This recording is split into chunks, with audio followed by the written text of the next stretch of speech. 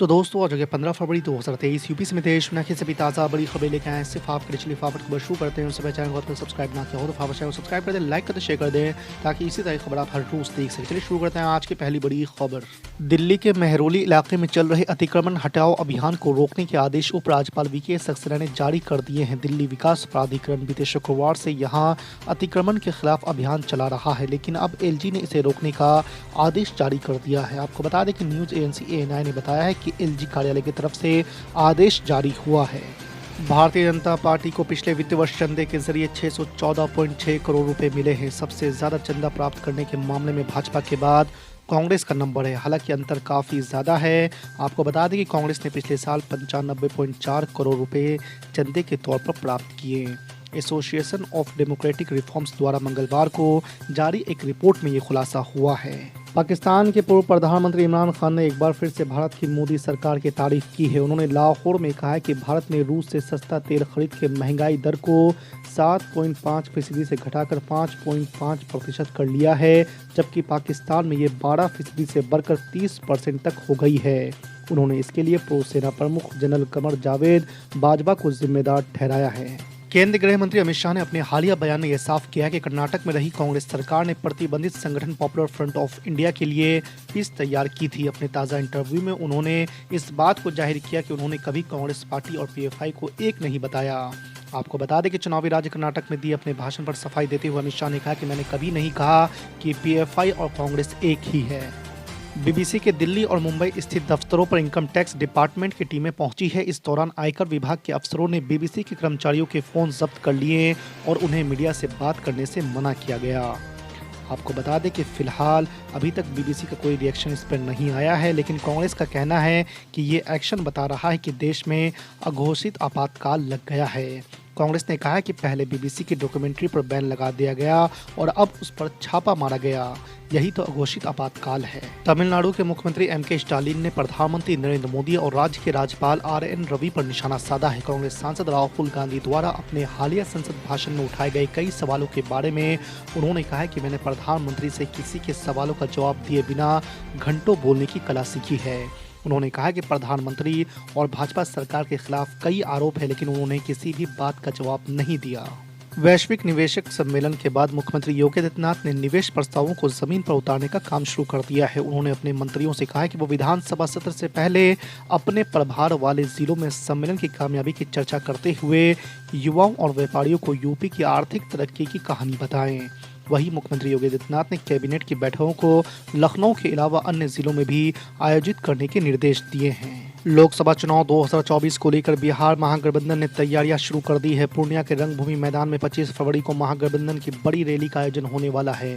इसमें मुख्यमंत्री Nitish Kumar, deputy CM Tejashwi Yadav, पूर्व सीएम जीतनराम मांझी, कांग्रेस प्रदेश अध्यक्ष अखिलेश प्रसाद सिंह समेत अन्य नेता मौजूद रहेंगे। आपको बता दें कि आरजेडी सुप्रीमो लालू प्रसाद यादव भी वीडियो कॉन्फ्रेंसिंग के जरिए रैली से जुड़ेंगे। ऑल इंडिया मजलिस इत्तेहादुल मुस्लिमीन के प्रमुख असदुद्दीन ओवैसी ने लोकसभा में सरकार को जमकर घेरा है। असदुद्दीन ओवैसी ने लोकसभा में सरकार पर मुसलमानों की शिक्षा, पैसे के अभाव पर पढ़ाई छोड़ने को लेकर सरकार पर सवालों की बौछार की और कहा है कि जो देश की आबादी में 19% की हिस्सेदारी रखती है उसके लिए अभिभाषण में एक भी लाइन नहीं थी। असदुद्दीन ओवैसी ने हेट स्पीच का मुद्दा उठाया और कहा कि कोई एक महीना ऐसा नहीं रहा जब मुसलमानों को कत्ल करने की धमकी ना दी गई हो। कांग्रेस के पूर्व राष्ट्रीय अध्यक्ष राहुल गांधी के वाराणसी और प्रयागराज दौरे को लेकर कांग्रेस ने भाजपा सरकार पर बड़ा आरोप लगाया है। कांग्रेस ने दावा किया है कि राहुल गांधी के विमान को वाराणसी एयरपोर्ट पर उतरने की इजाज़त नहीं दी गई। इससे उनका वाराणसी के साथ ही प्रयागराज जाने का कार्यक्रम स्थगित हो गया है। कांग्रेस के अनुसार राहुल गांधी को विमान से वाराणसी आने के बाद काशी विश्वनाथ का दर्शन और सड़क मार्ग से प्रयागराज जाना था। महाराष्ट्र के उप मुख्यमंत्री ने साल 2019 में राज्य में हुई सियासी उठापटक को लेकर बड़ा दावा कर दिया है। सोमवार को उन्होंने कहा है कि अजित पवार के साथ सरकार राष्ट्रवादी कांग्रेस पार्टी प्रमुख शरद पवार की मर्जी से ही बनाई गई थी। हालांकि एनसीपी चीफ ने इस बात से इनकार किया है और फडणवीस पर झूठ बोलने का आरोप लगाए हैं। उप मुख्यमंत्री और भाजपा नेता ने कहा है कि हमारे पास एनसीपी की ओर से प्रस्ताव आया था कि उन्हें एक स्थिर सरकार की जरूरत है और हमें मिलकर ऐसी सरकार बनानी चाहिए। दिल्ली के मेयर चुनाव के मसले पर शुक्रवार को सुप्रीम कोर्ट ने सुनवाई करने का फैसला लिया है। साफ है कि तब तक मेयर के चुनाव नहीं कराए जा सकते। इसके साथ ही सुप्रीम कोर्ट ने अहम टिप्पणी भी की है जिसे भाजपा के लिए झटका माना जा रहा है। आपको बता दें कि उच्चतम न्यायालय की बेंच ने कहा है कि नामित सदस्य मेयर के चुनाव में मतदान नहीं कर सकते। अदालत ने कहा है कि इस संबंध में कानून एकदम स्पष्ट है और उसका उल्लंघन नहीं किया जा सकता। कांग्रेस सांसद राहुल गांधी ने एक बार फिर से प्रधानमंत्री नरेंद्र मोदी पर सीधा हमला बोला है। उन्होंने संसद में पीएम नरेंद्र मोदी की स्पीच का जिक्र करते हुए अपने अपमान का आरोप लगाया है। राहुल गांधी ने कहा है कि पीएम मोदी ने मेरा अपमान किया है। उन्होंने कहा है कि मेरे नाम में गांधी क्यों है, नेहरू क्यों नहीं है, ये मेरा अपमान है। राहुल गांधी ने कहा है कि प्रधानमंत्री खुद को बहुत ताकतवर समझते हैं और उन्हें लगता है कि सब उनसे डर जाएंगे। राहुल गांधी ने कहा कि मैंने जो भी कहा था सच कहा था और इसलिए मेरे मन में डर नहीं था। कांग्रेस नेता ने कहा है कि मेरे अपमान से कुछ नहीं होगा, सच तो सामने आ ही जाएगा।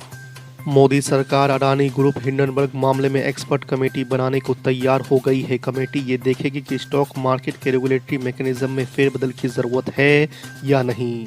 आपको बता दें कि solicitor general Tushar Mehta court को सीलबंद लिफाफे में कमेटी मेंबर्स के नाम देंगे। मामले की अगली सुनवाई शुक्रवार को होगी। आपको बता दें कि सुप्रीम कोर्ट अडानी ग्रुप के खिलाफ हिंडनबर्ग मामले में रिपोर्ट से जुड़ी 2 जनहित याचिकाओं पर सुनवाई कर रहा है। तेलंगाना के मुख्यमंत्री के चंद्रशेखर राव ने पूर्व प्रधानमंत्री इंदिरा गांधी और मौजूदा पीएम नरेंद्र मोदी की तुलना करते हुए कहा है कि 2024 में भाजपा का अंत निश्चित है।